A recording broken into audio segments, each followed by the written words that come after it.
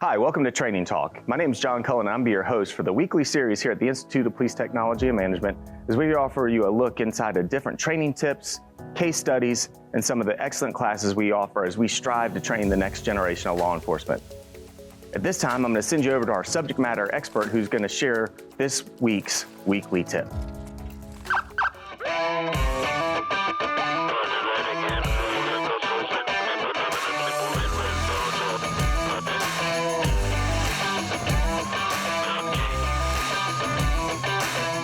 Hello, I'm Frank Fitzgerald. I'm a lieutenant with the Lakeland Police Department in Lakeland, Florida. I'm also an instructor here with the Institute of Police Technology and Management in our leadership and management section, as well as our impaired driving section. Today, I want to talk about discipline. It's a caveat that we cover in our online training for first line supervisor, as well as our in-person class for first line supervisor. A couple of key things when we talk about discipline is for us to understand, first off, what its purpose is. And I think we get twisted a little bit as supervisors in that discipline is designed to, I'll say the phrase, oppress and otherwise bury, if you will, problems.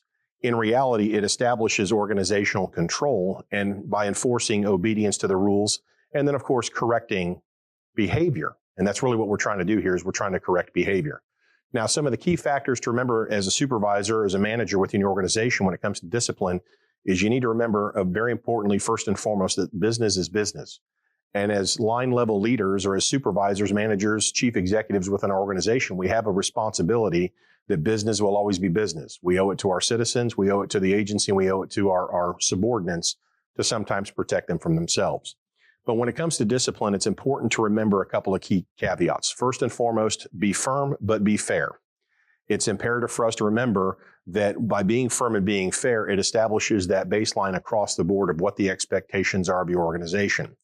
More specifically, accurate documentation. When we talk about accurate documentation, we're talking about any of the issues that may have led to the behavior that you're trying to correct, as well as the course of corrective action. All too often, we find ourselves in the law enforcement or public safety profession that we are trying to go to the end state of maybe parting ways with this employee, but we haven't had the most accurate documentation to be able to establish why it is time for them to go. It's sad to say, but sometimes there are folks that just don't deserve to continue employment with our organizations. But accurate documentation is going to help us in making that decision. I say making the decision, referring that to echelons above us, because I understand most of us in the line level and even managerial level don't necessarily have the ability to terminate, but we certainly have the ability to send it higher for their consideration. More importantly, make sure that you follow your agency's policies and procedures, and of course, any applicable investigative process that might be governed by your respective state laws, policies, or procedures. Again, remember, discipline is to reinforce the understanding that the system is designed to eliminate undesirable behavior. It's not designed to just punish to punish. It's designed to try to eliminate or correct that undesirable behavior. And last, but certainly not least, make sure that you're using timeliness. And when I say timeliness, please understand, bad news does not get better with time. In the words of, I believe, General Colin Powell said it. But it is imperative for us to understand the quicker and swifter the action, of course, being firm, being fair, the better resolute, the better results you're probably going to experience. Now, some of this has been taken right out of the curriculum for our first line supervisor class. I certainly look forward to seeing some of you in that particular class, where we can develop some of those skills together and be able to go back and forth with some discussions and share some of our ideas. And again, thank you for your time.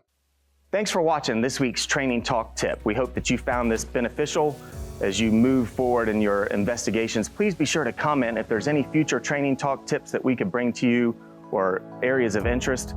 And while doing so, we'd like you to follow us on all of our social media channels so that you can stay in tune with the latest training.